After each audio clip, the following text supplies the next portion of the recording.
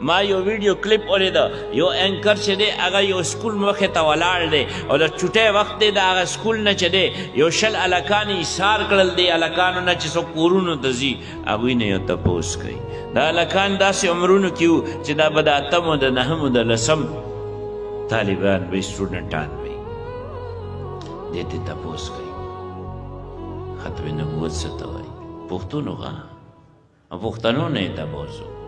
ختم نبوت څه تاسو په رب باندې باور وکړئ د شلو کې یو قسم ولا جواب ورنه کړ هلته علامه ابن نجیم رحمت الله علیه ارشاد فرمایي چې دته دا تعارف دته دا پیژنګله حاصله نه وي چې محبوب صلی الله علیه وسلم د الله آخري نبی او رسول دی آقا نه پس قیامت سبا پورې چې دی بل نوی نبی او رسول نه راځي دا مسلمان نه دی او زموږ د مسلمانانو بچي دا د محبوب صلی الله علیه وسلم د دغه مقام نه خبر نه